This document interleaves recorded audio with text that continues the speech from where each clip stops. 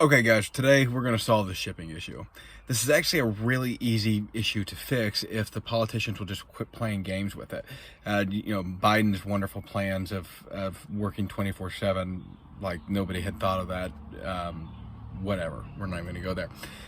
The reality of it is that this is a very easy solution. So the first thing that should be happening is all these governors with other ports, so Florida, Alabama, Louisiana, people that have other ports, they need to be getting in contact with these companies that run the shipping fleets and actually dealing directly with them and saying, hey, we'll give you, whatever incentives, tax incentives, or whatever incentives you can think of, even if that means that you subsidize labor from that government, from that state government. That would be huge. For one, you'd provide jobs, and two, you'd get this issue fixed, and you'd be the savior. It's the simplest solution in the world if the governors will just sit down and simply say, the governor of Alabama, which, I mean, and don't get me wrong, she's just seems to be mostly worthless, but if she would actually just go get with these logisticians, these shipping companies, that this is what they do for a living, is solve this problem.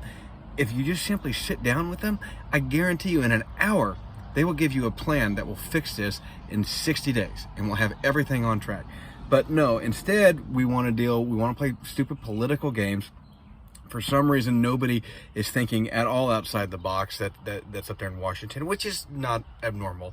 I've heard a lot of solutions put forth by people on YouTube, but there's no solutions put forth from Congress other than working 24 hours a day, 7 days a week with the employees that we don't have.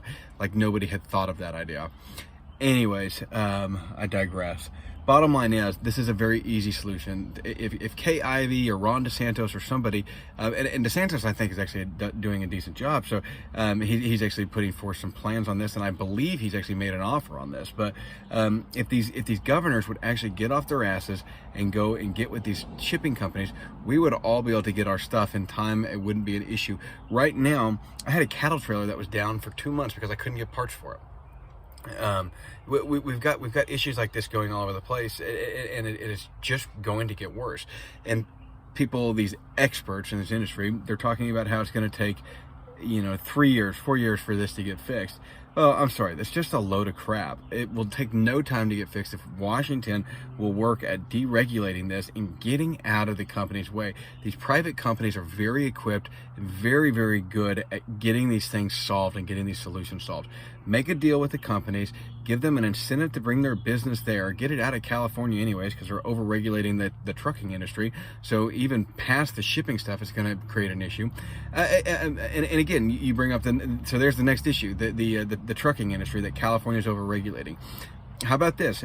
It's very easy to put forth a piece of legislation or a regulation change for the state to say, we're going to offer a 1 week state course. It's going to get you trained on your CDL, be covered by the state, could be reimbursed later on through tax money or whatever, or through a tax to those specific people that take the program. But it gets them their CDL, and they can start driving immediately and shipping and getting these shipping lanes going. It's a very simple thing. If you just pull your head out of your ass and think about a real solution and get with these companies and say, what regulation is getting in the way of fixing this? What can we do to solve it? Those companies know exactly what regulation is getting in the way of them doing their job, and they'll get you taken care of. So that's enough of this little rant. We'll let y'all go here. Just remember that when it comes to any business, the government is the worst at handling it. Let the private companies do what they do, which is get these shipping lanes cleaned up and get our goods delivered. They will figure it out if the government will get out of the flipping way and let them do it. Promise you. I realize that this is a very complex issue. There's a lot of facets here that are getting in the way, but the government is not the right entity to solve this problem. It's got to be the private companies. Deregulate, even if it's just temporarily. Those regulations are the biggest. I mean, regulations in general are the biggest headache.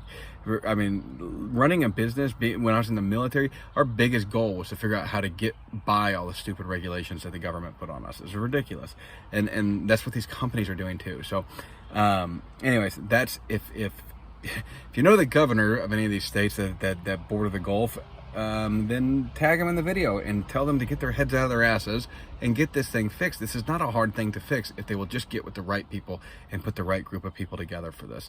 It's a very simple thing to take care of. So anyways, guys, enough of my rant. Hope that fixes the issue. Maybe somebody will listen to this. Doubtful. Not really putting my faith in a bureaucrat somewhere or a politician. I'm going to put my faith in the private corporations that have an incentive to fix this and that actually get the best and the brightest people. So if you are not one of those best and bright people, then you can always go to Washington, D.C. and get a job in politics and be a representative or a senator somewhere. Love you guys. So thanks for watching. This is Mackay with Ironside Ranch.